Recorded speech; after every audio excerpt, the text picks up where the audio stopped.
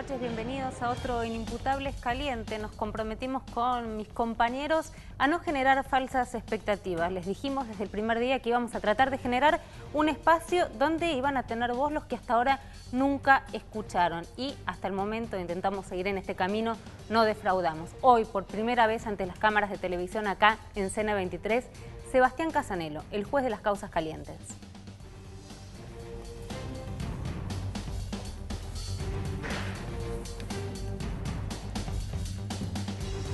Esta noche en Inimputables, exclusivo, es el juez más joven de Comodoro Pi. Fue el primero que procesó por enriquecimiento ilícito a un funcionario del gobierno. En sus manos está el futuro de Mauricio Macri y de Leonardo Fariña. Nunca antes concedió una entrevista. Además, toda la actualidad y la información judicial, quédate para conocer qué se comenta en los pasillos de tribunales.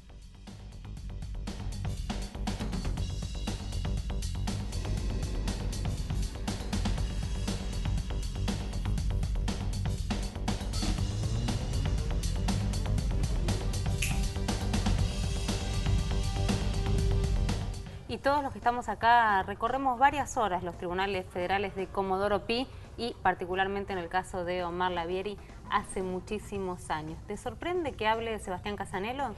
La verdad que no, que en realidad necesitaba hablar, es un juez muy pedido. Me sorprende que lo hayamos conseguido tan rápido en esta emisión del programa. ¿De qué habló Casanelo? Norberto, Sebastián Norberto Casanelo, su segundo nombre en honor a su papá. Habló de varias cosas, pero una de ellas es, le propusimos, en realidad Romina, que es la que hizo el reportaje, le propuso comparar por qué un caso como el de Once, tremendo caso como el de la tragedia de Once, llega rápido a juicio, y un caso tremendo de corrupción, que le tocó a Casanelo en los últimos tiempos, viene de antes, lo tenía otro juez, que es el enriquecimiento ilícito de Ricardo Jaime. ¿Por qué uno llega rápido a juicio y el otro tardan 6 años para procesar a un funcionario como sucedió la semana pasada? Así empezó la nota con Sebastián Casanelo.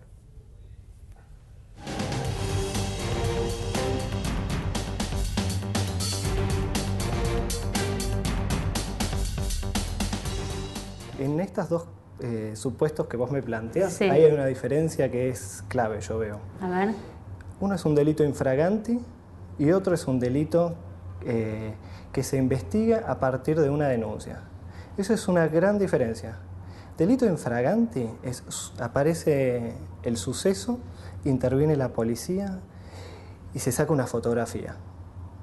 Eso se lleva a los tribunales. Bueno, eso está ahí, esa es la fotografía. La fotografía no se puede alterar. Hay un montón de querellas porque hay un montón de víctimas y además el daño es enorme. Eso genera complejidad a la causa, pero no deja de ser un delito infragante. O sea, se actúa porque está el hecho ahí. Es una fotografía, no hay forma de esconderlo, es una fotografía. Ahora, hay muchísimas causas acá en el fuero federal que no se inician de forma infragante, porque interviene la fuerza de seguridad frente a un hecho que es notorio, sino que se inician por una denuncia.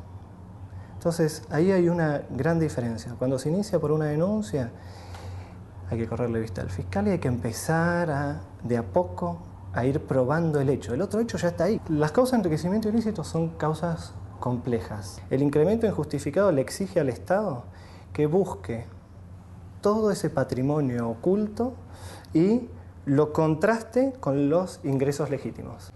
Pero a ver, digo, entonces, quiero sí, seguir pensando en los que nos están viendo y que en este momento probablemente tengan como la misma necesidad de interrumpir lo que tengo yo. Parece complejo. Ahora, hay casos donde ha sido tan evidente que la prensa ha reflejado que entraron o que llegaron, digamos, al cargo con un bolsito parando en un hotel del sindicato y se fueron con 12, 15 o 20, yo no quiero dar un número preciso para que no estemos hablando de una causa concreta.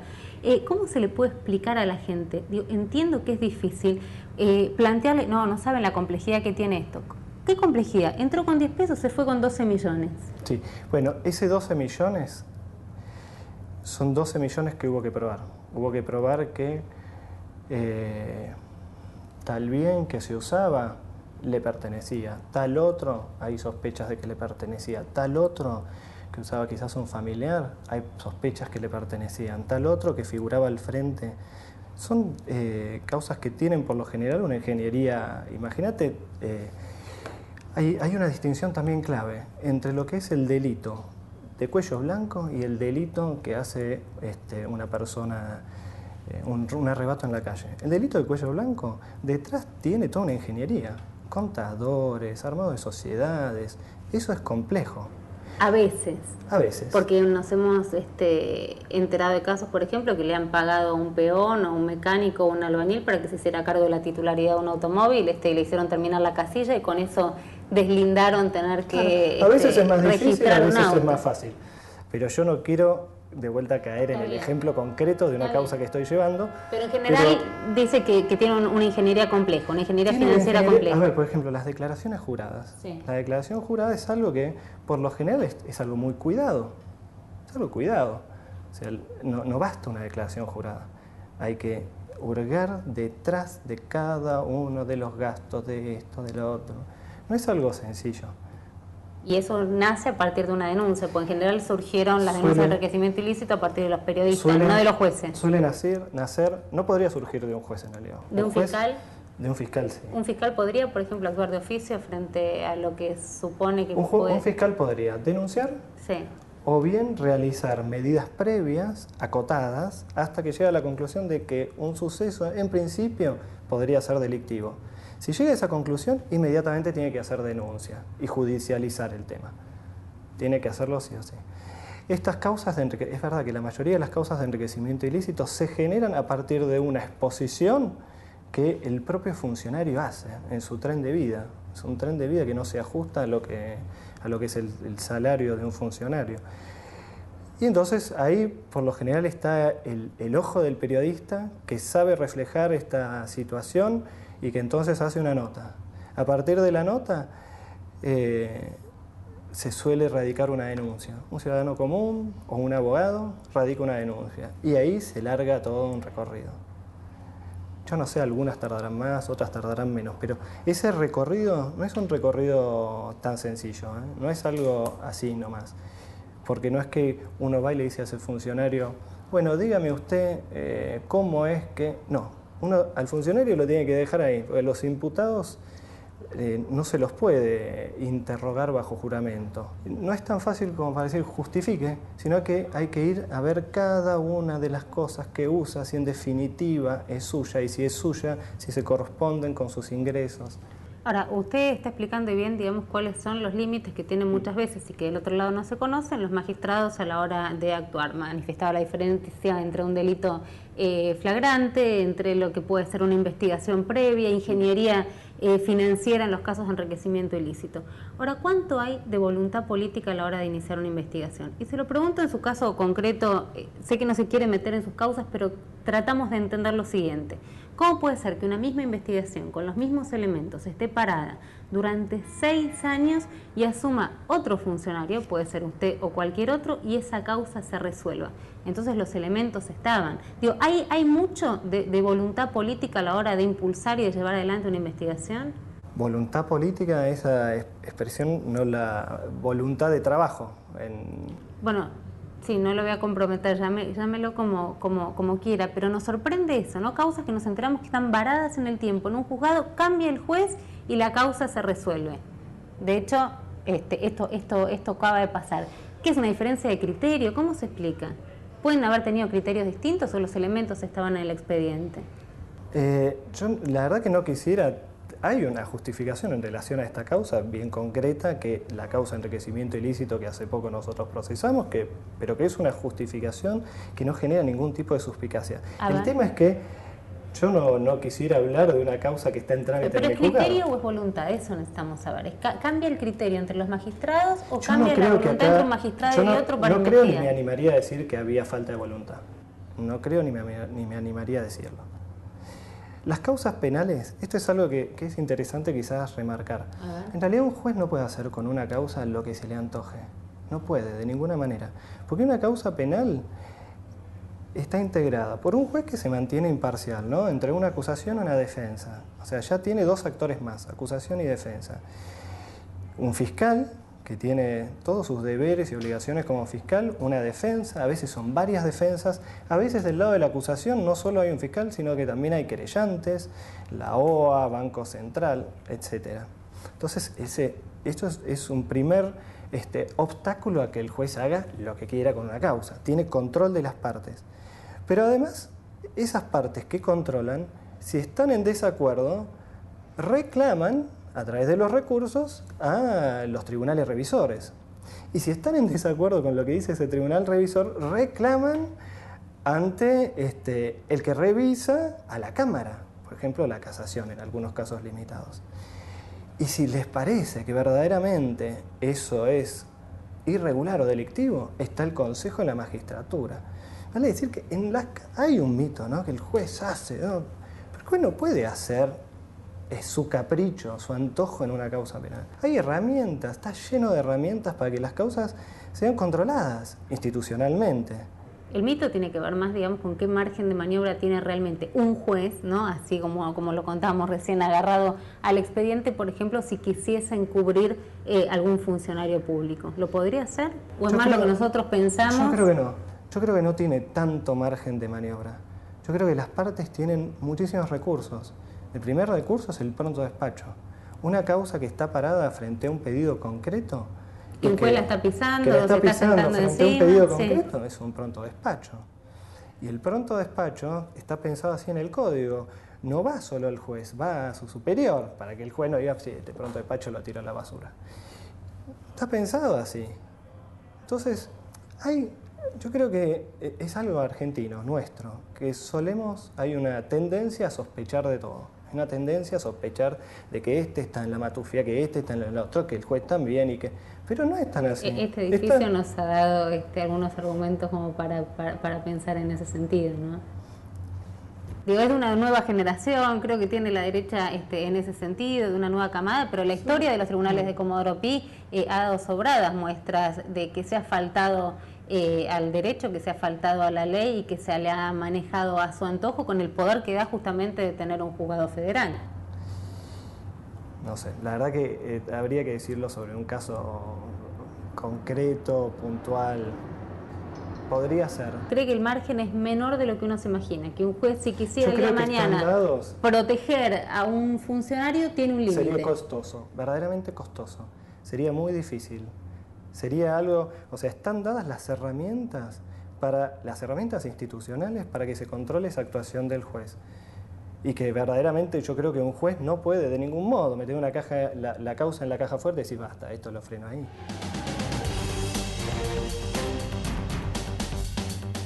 Eran las primeras palabras del juez federal Sebastián Casanelo, no habló nunca, y no habló nunca con ningún medio por una sencilla razón. Durante el año pasado una crítica despiadada que se le ha ido, sobre su figura, sobre su devenir en la causa, en esta causa en particular, que tiene a Lázaro Báez, y durante todo el año se los indicó como un juez muy lento, se lo comparó con una tortuga donde tenía el expediente cajoneado y demás. Habla Casanelo y en esta oportunidad, en este segundo tramo de esta larga entrevista, habla con Inimputables sobre cuánto le afectó la presión mediática, si hace o no caso a las críticas, cómo le afectan en esta causa. Vuelve a hablar el juez Casanelo.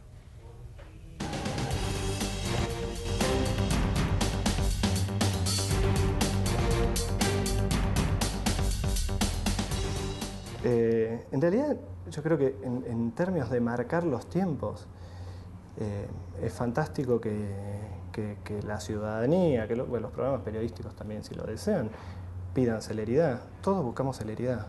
Todos buscamos celeridad. ¿Por qué se pide celeridad en realidad? ¿O por qué se utiliza alguna ridiculización diciendo, bueno, es lento? Y bueno, porque hay un viejísimo adagio que dice la justicia lenta no es justicia. Lo sabemos absolutamente todos. Eso es así. Pero acá no se trata de la celeridad, porque el juzgado es un juzgado que trabaja muchísimo.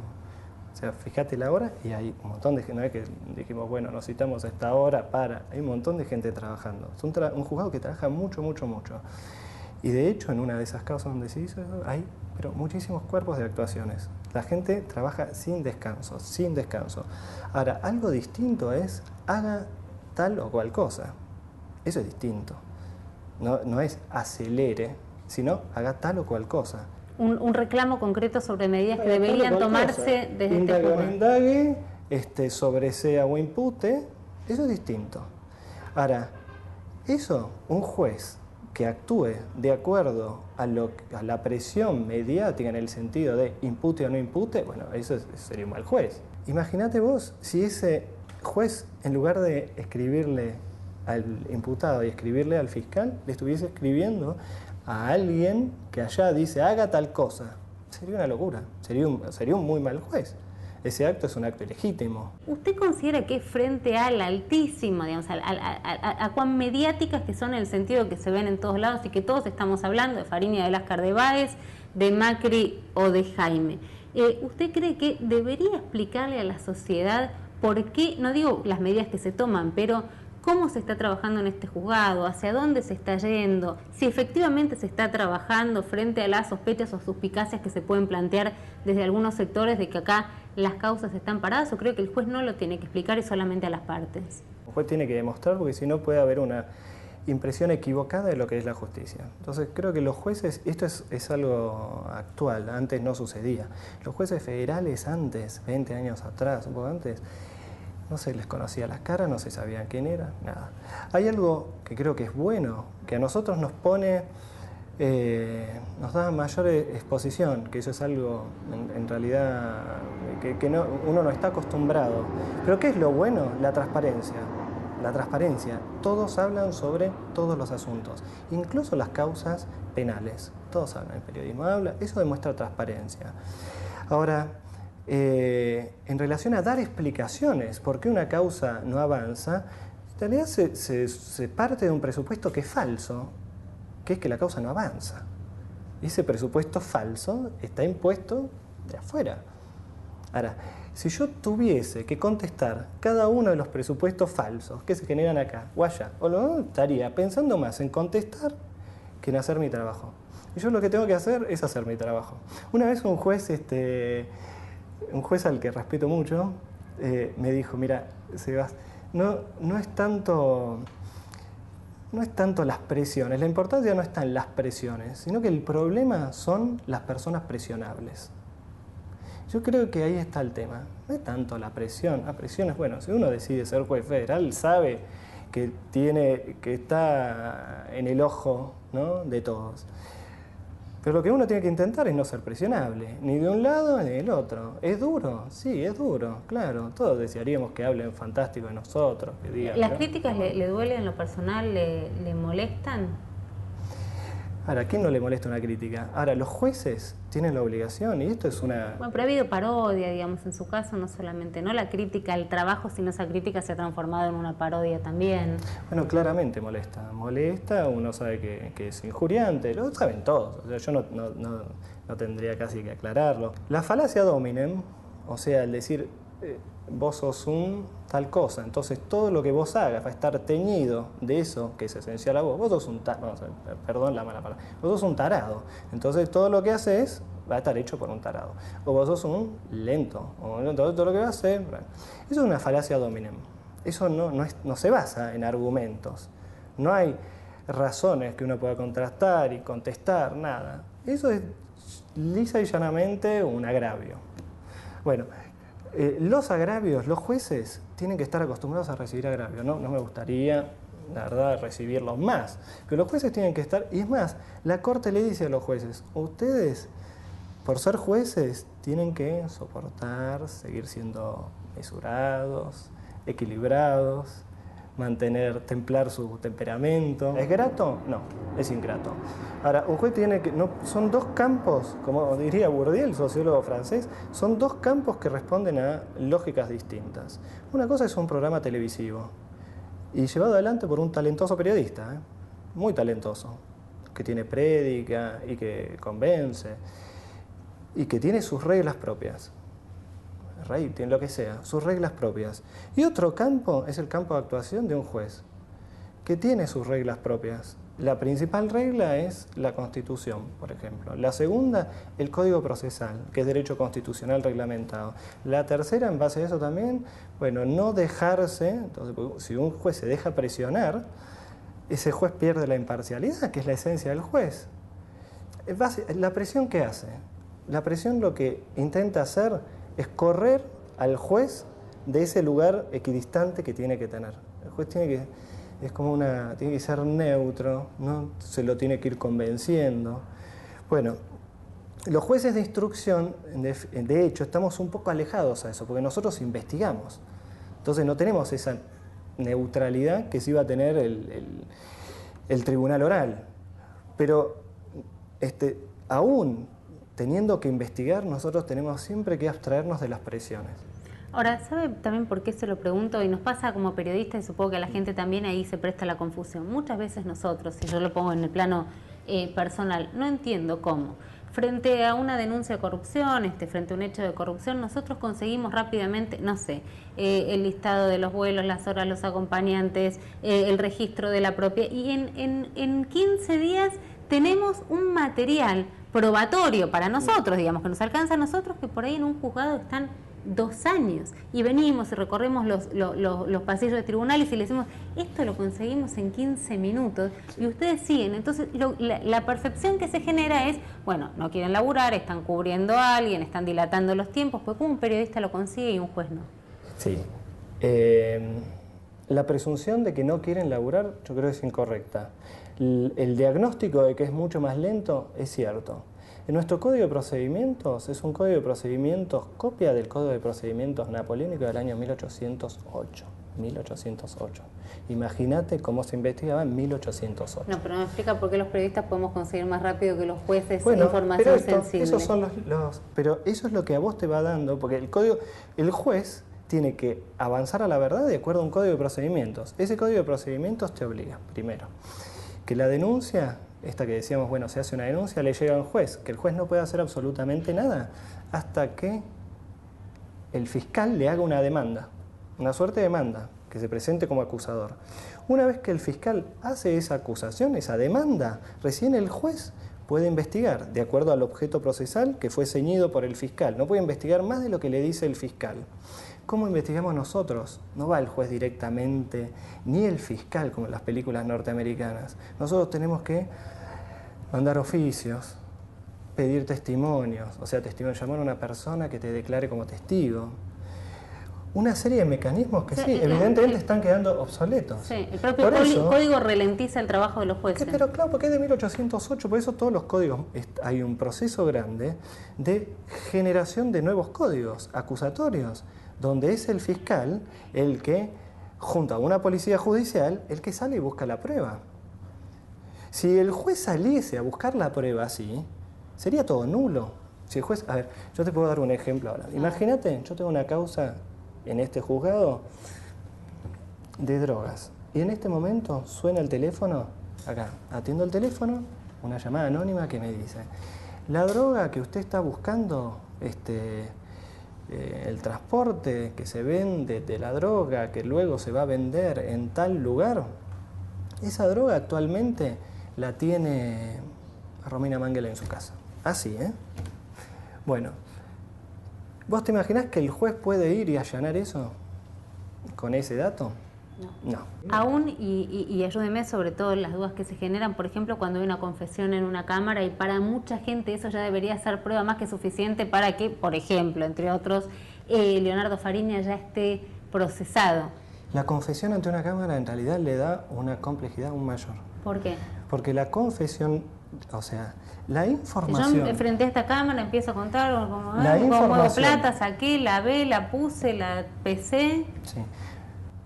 Y es una confesión, como vos decís, proviene de un imputado. Sí. Entonces, si proviene de un imputado, lo primero que uno tiene que ver es si eso es libre o no. Una cosa es que un imputado vaya a un juzgado, hace una denuncia y se autoinvolucra y dice, mire, yo hice tal cosa. Eso es una cosa. Ahora, otra cosa es frente a una cámara.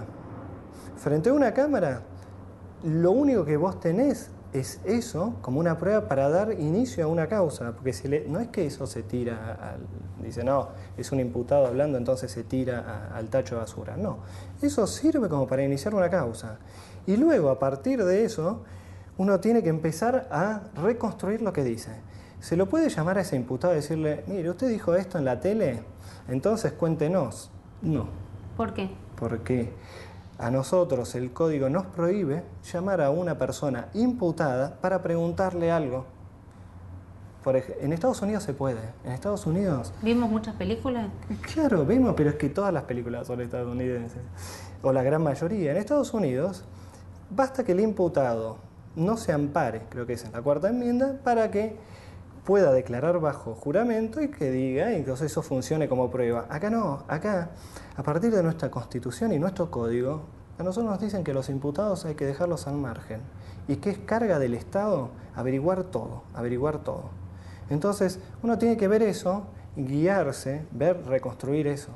Ahora, si ese imputado además después va a otro programa y se desdice, eso le da una complejidad mayor, sin duda. Y si uno dice, no, pero yo fui engañado además, no lo dije libremente, sino que, le da una mayor. Entonces, no es tan sencillo, claramente no es sencillo. Y si un juez ve un programa de televisión y sale corriendo, él y Ayana, le dice a su equipo, voluntarista, le dice a su equipo, vamos, nosotros somos, vamos, allanemos, es todo nulo. Porque es un juez actuando de oficio sin un fiscal que le dijo que haga. Todo eso es nulo. Pero por el momento saciaría, digamos, la sed de la sin noticia duda, de que se está moviendo y probablemente la causa. ese juez se convierta en no sé, un abanderado de la justicia. Hasta que sea el juicio oral donde pocos se acuerdan. Ese es un punto importante. Es una falsa eficiencia esa. Es cierto que actuar seriamente hoy tiene un costo, pero ese costo yo creo que vale la pena. Porque bueno, no vamos al menos a engañar. Yo creo que además los argentinos estamos cansados de esos engaños. Respondía el juez federal Sebastián Casanelo acerca de uno de los señalamientos más concretos que se le hacen, la lentitud o supuesta lentitud en la tramitación de expedientes, en particular aquellos que vinculan a empresarios cercanos al poder. Hablamos de Lázaro Báez. Ahora, ese es uno de los señalamientos que se le hacen a Sebastián Casanelo. El otro, probablemente más grave, es la acusación de los supuestos vínculos políticos mediante los cuales habría llegado a ejercer la magistratura. Un hombre que llega hace poco más de un año a ser juez federal, además un fuero, quizás el fuero más político de toda la justicia argentina. Sobre ese punto contesta a continuación, le responde a Inimputables. ¿Es un juez de la Cámpora? ¿Es un juez ligado a la agrupación juvenil que encabeza Máximo Kirchner a nivel nacional? ¿Es un juez amigo de Mariano Recalde? Esta idea de que los jueces del Nacional Buenos Aires, los funcionarios del Nacional Buenos Aires... Bueno, sobre esto nos contesta ahora, hablando justamente un juez federal, por primera vez en Cámara, de este fuero tan cruzado por la política ya desde el año 94. Recordemos que es un fuero que nace producto del Pacto de Olivos, que nace de esa reforma constitucional.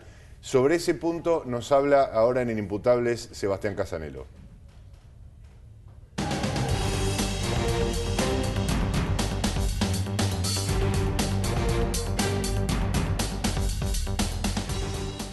Yo creo que esto de apoyar, Sí. a todos les gusta decir que apoyaron a un juez federal. O sea, es el dicho de Martín Fierro. Entonces todos dicen, sí, yo lo apoyé. Así que de eso me imagino que los apoyos deben ser, en principio no sé si son tantos. En relación a Mariano Recalde no tenemos una relación de amistad para nada. Mariano Recalde fue al Nacional Buenos Aires. Sí. Yo también fui al Nacional Buenos Aires. Mariano Recalde es más grande que yo. No cursamos juntos, nada, tampoco en la facultad, porque es más grande que yo. Ahora, hay un montón de mitos. Su cercanía a la Cámpora, por ejemplo. No, también es un mito. Será porque tengo barba. Es un mito. ¿Todos los de la Cámpora tienen barba? No sé. Tenemos Pero que hay cierta idea Sí. de la juventud asociada. Además tengo barba hoy. Mañana quizás me afeito porque me pica. No sé, hay un montón de mitos. Acá no nos podemos guiar. Está lleno de mitos. Tal así es un mito que en serio yo hace 20 años que estoy acá. 20 años que trabajé primero 3 años de meritorio en una fiscalía, instrucción, después 20 años. La función judicial nos impide a nosotros, a los que estamos acá, hacer política. Pero eso claramente es así. Uno puede hacer en la facultad a veces algo de política universitaria, pero de hecho yo no la hacía. Porque decía, no, y me nombraron muy joven secretario, entonces estaba todo el día en el escritorio y esto y lo otro, así que esos son mitos. No es un juez de la Cámpora. No. Obviamente tengo mis criterios en relación a las reformas, doy clases en la facultad, en varios lugares, entonces tengo criterios respecto al funcionamiento del Poder Judicial, la conveniencia o no de la reforma. Cerca de lo que plantea, tengo muchos criterios. cerca de lo que plantea o no, digamos, en los distintos algunas planteos cosas que sí, en otras no. Algunas sí, en otras no. Pero la verdad que no fui nunca a los encuentros de justicia legítima, nunca. Sí. A mí me dicen que yo fui a un... que creo que fui el único juez de acá, de los federales de acá, que había ido a la presentación de los proyectos de reforma judicial. Pero era un acto claramente institucional donde le llegó a todos. Yo no sé por qué no fueron los colegas, con los que tengo una muy buena relación. Pero no se habla mucho como para chequear si van o no a los eventos. Sí. Yo no sé por qué no fueron, pero esto fue una invitación institucional.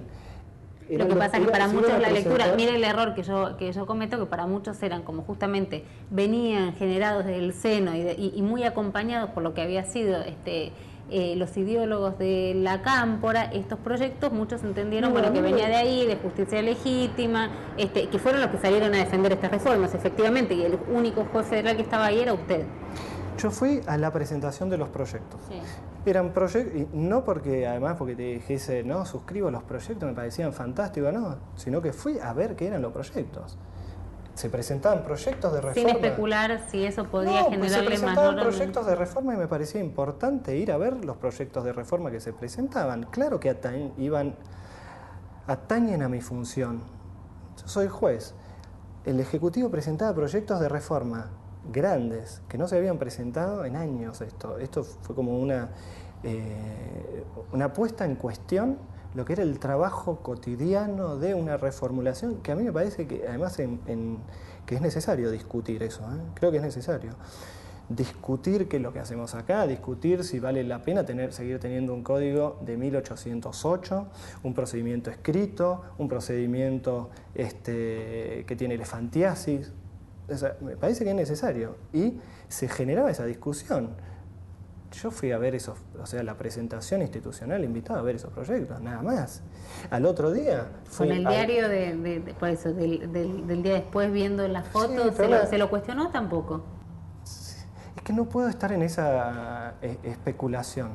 Yo lo que te digo es que al otro día fui a la corte yo no me acuerdo...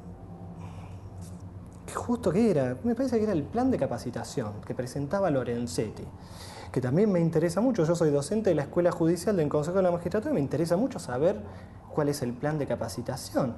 Ahora, ni por ir a uno soy oficialista, no sé, ni por ir al otro adhiero a todo lo que haga. No. Y no nos caracterizamos por exagerar, dijimos que era el juez de las causas más calientes. Habló de Mauricio Macri, de Báez, de Fariña, de las presiones. Esta frase que dijo que pocos se le animan a decir en cámara, todos quieren apoyar un juez federal y después facturarle por eso. Ha tenido enorme cantidad de apoyos Casanelo a la hora de ser nombrado juez federal, organismos de derechos humanos, los camaristas que en ese momento habían trabajado con él, creo, y que fueron todos, ¿no? Pati Ballestero, Fará, Freiler, Irursun, absolutamente todos los que conocían cómo él venía trabajando, Brusone de la Cámara del Crimen, y acá la pregunta era, bueno, justamente este mito alrededor de su relación particular con Mariano Recalde, con la Cámpora, y él dice, no soy un juez de la Cámpora, dejando entrever, me parece que cuando apoyan todos, bueno, no apoya ninguno, no hay un único interlocutor. Hablábamos del juez de las causas calientes que por primera vez se le anima a una Cámara y no podía quedar afuera Mauricio Macri. ¿Por qué? Porque durante mucho tiempo vino trabajando Norberto Yarvide, estaba prácticamente listo para elevar a juicio oral a Mauricio Macri en el marco de la causa de escuchas ilegales, y Sebastián Casanelo tomó una decisión en contrario. Decir Mauricio Macri por ahora no, esto nos sorprendió y nos desconcertó de alguna manera a todos, que decíamos, ¿y cómo queda Mauricio Macri? ¿Lo sacó? ¿No está en la causa? ¿Está desprocesado? Sobre el jefe de gobierno porteño y además sobre Lázaro Báez, y una causa que frente a la negativa de Suiza a colaborar podría quedar en la nada. El final de un juez que habla por primera vez acá en Inimputable, Sebastián Casanelo.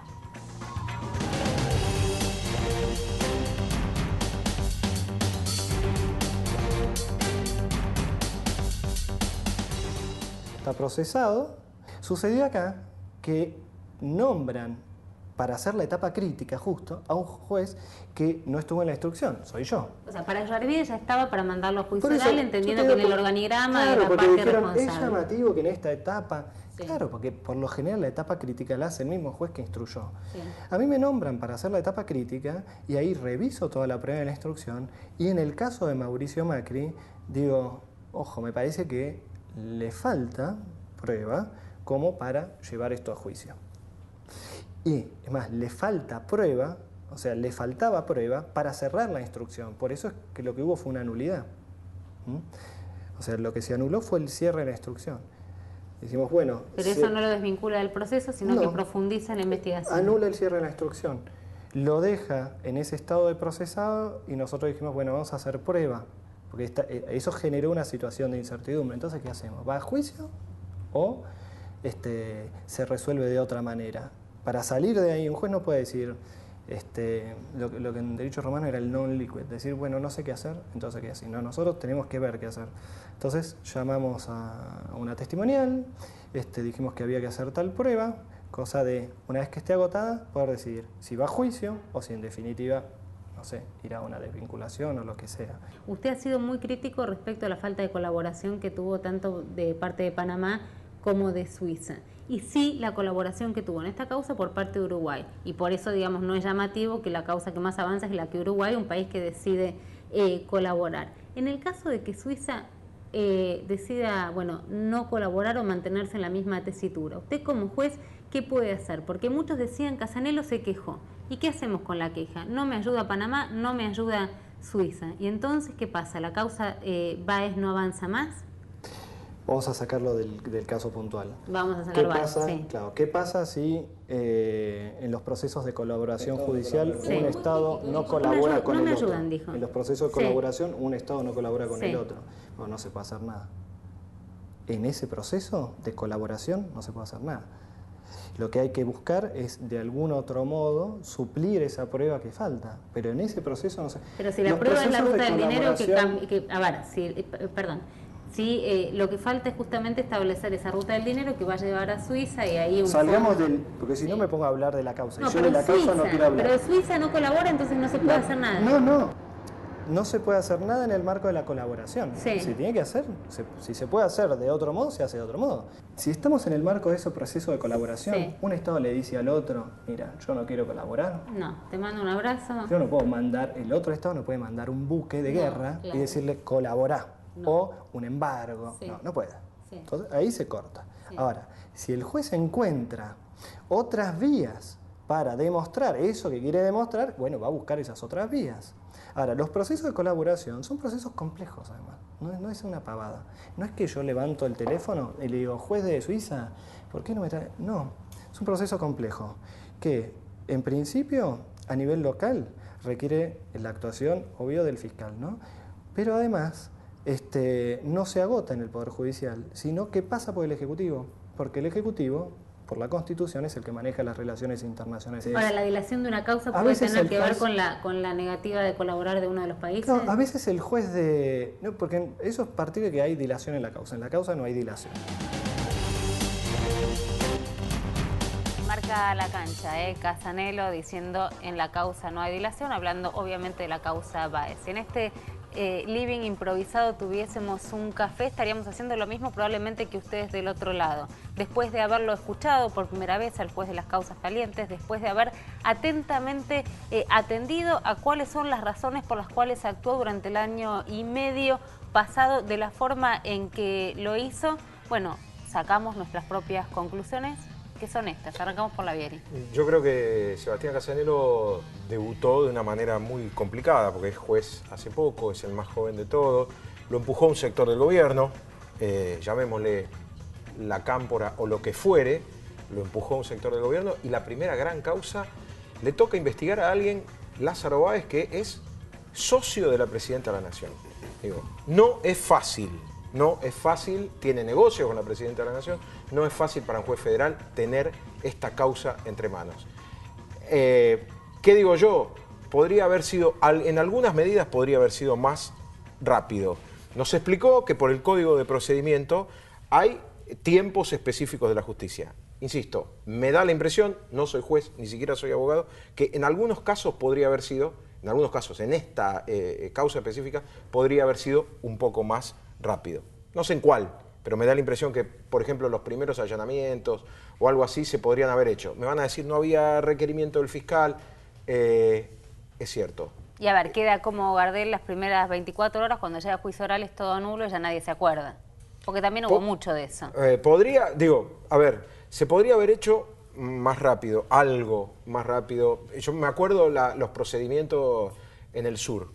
¿Te acordás? Que fueron a buscar si la bóveda era la bóveda o no, de Lázaro Báez. Se tardó un poco. Según lo que creo yo, obviamente Casanelo sabe por qué lo hizo, seguramente el procedimiento lo hizo bien él. Yo como periodista digo esto.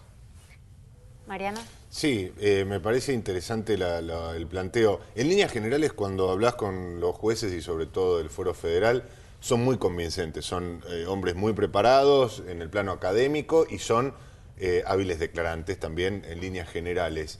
Y a todos ellos les espanta esta idea de quedar relacionados con las presiones políticas y con los impulsos políticos. A mí lo que me suele pasar también con los jueces federales es que, más allá de este discurso, sus decisiones difícilmente te sorprendan. Cuando vos crees que un juez federal tiene una determinada línea política, habitualmente las decisiones que toma son consistentes con esa línea política. Quizás lo que más nos sorprendió de Casanelo fue el temperamento que adoptó respecto de Mauricio Macri, cuando le asignábamos, quizás livianamente, una cierta vinculación con el gobierno, con la cámpora, con algún sector del oficialismo. ¿No nos apuramos a veces nosotros? Por supuesto. Bueno, parte de nuestro trabajo también es apurarnos. Nadie llega a juez federal porque lo llama Sabela. Y solo por la foja de servicio. Nadie llega a juez federal sin un empuje político.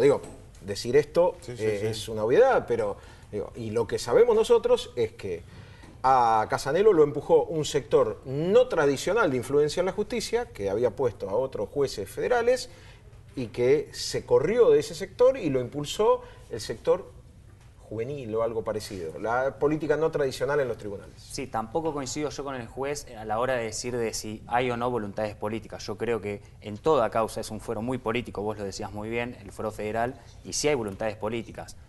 Otra cosa es que voluntad política, si él la tuvo o no en esta causa, pero en toda causa del Fuero Federal de Comodoro Pi hay una voluntad política de avanzar o no, o ver qué se hace. Vos mismo lo explicabas en la pregunta, qué pasa con 11 en comparación con una causa de corrupción donde se investiga un posible hecho de lavado de dinero. Creo que fue importante la entrevista porque de alguna manera capaz acercó a Casanelo a la gente a la hora de saber, de conocerlo al juez.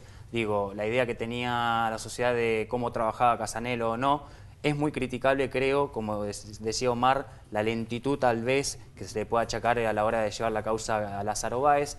Creo que él tiene demasiada sujeción a lo que es las pautas que establece el Código de Procedimiento para un juez, se sujeta mucho a eso y capaz que por ese lado es que le vienen las críticas en cuanto a la demora en los expedientes y sobre todo en la causa de Lázaro Báez. En lo personal y con las experiencias anteriores que venimos teniendo, yo siempre prefiero un juez que esté más sujeto al código, que lo entienda de manera por demás flexible, porque estamos hablando de la libertad y de la vida de la gente. No me imagino un bien superior.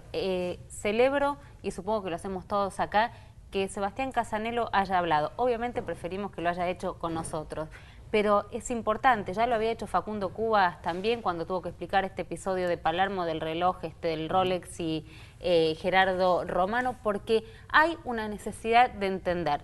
Después cada uno de ustedes puede estar más o menos de acuerdo, puede ser o haberle generado mayor o menor empatía, le puede haber resultado más o menos sensato o de sentido común las palabras expresadas por el juez, pero explica, pero habla, porque tiene causas calientes en un abanico que abarca desde el jefe de gobierno porteño hasta nada más y nada menos que Lázaro Báez. Por eso celebramos esto, que puedan hablar, que puedan explicar, que se pueda preguntar, y preguntamos todo, y Sebastián Casanelo no eludió absolutamente ninguna pregunta, no puso reparos, no marcó la agenda, no hubo temas de los que dijo no se va a hablar. En todo caso será una falta nuestra si quedó algún tema en el tintero, pero de ninguna manera puso algún tipo de regla, así que celebramos que este sea el juego que invitamos, bueno, a muchos más a jugar, sobre todo por el impacto que tiene en cada uno de nosotros y porque la información es así, es importante y viene sin intermediarios. En este caso, del hombre que toma las decisiones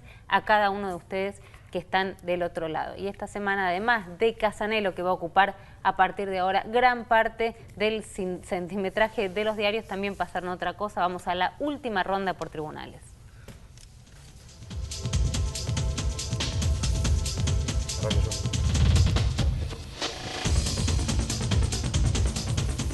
Una de las noticias más importantes de tribunales la produjo precisamente Sebastián Casanelo cuando procesó por corrupto, hay que decirlo así, por corrupto, por haber recaudado dinero durante la época en que fue secretario de Transporte, del 2003 al 2009, 6 años de la primera década del gobierno kirchnerista. Ricardo Jaime, procesado por enriquecimiento ilícito. Lo firmó Casanelo. Lo impulsó muy fuerte el fiscal Carlos Rívolo, que hizo la investigación de los bienes, y se comprobó que ni Jaime, un hombre que se empobreció lícitamente, y ni sus testaferros pudieron justificar la cifra de 12 millones de pesos en bienes que compraron, consiguieron en los años en que Jaime repartía millonarios subsidios y además era el que decidía a dónde iba la obra pública ferroviaria y de transporte. Era el señor que decía, este empresario se va a quedar con esto, y se sospecha el fiscal, que el dinero que recibió Jaime, estos 12,5 millones de pesos, fueron parte de gratificaciones de los empresarios, porque la corrupción tiene dos caras, comprobada en este caso del señor Ricardo Jaime, tiene dos caras. Los empresarios que ponen la coima y los funcionarios que se dejan coimear para favorecer a los empresarios. Procesado Ricardo Jaime, hoy dijo en un encuentro con una colega que el procesamiento era una vergüenza. Ricardo Jaime ni siquiera está preparado para contestar lo que fue su procesamiento. Un procesamiento muy, muy correcto que hizo el juez Sebastián Casanelo. Ricardo Jaime, procesado por enriquecimiento ilícito. Corrupción.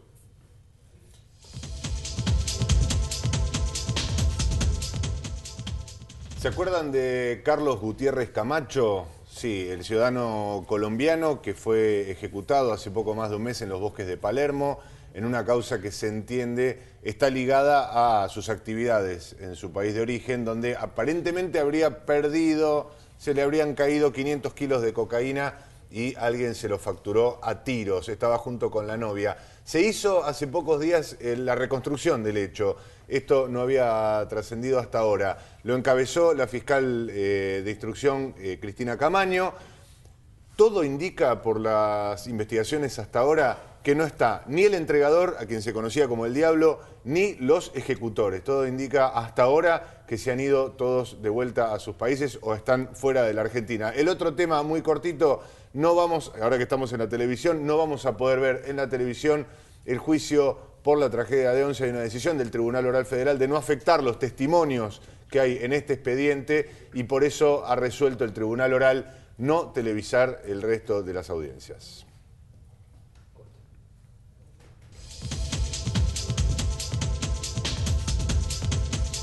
Un adelanto que damos en Inimputables: en el día de mañana la fiscal de juicio Sabrina Namer estará presentando el recurso para pedir nuevamente la condena al expresidente Fernando de la Rúa en la causa por supuestos sobornos en el Senado. Recordemos, el expresidente allá por diciembre fue absuelto. La fiscal había pedido 6 años de condena para el expresidente Menem y para el ex titular de la CIDE, el ex titular de la CIDE de ese momento. Veremos en el día de mañana, lo va a presentar, va a resolver casación. Todos fueron absueltos y en el día de mañana la fiscal Sabrina Namer, con un recurso durísimo, va a pedir que sean condenados.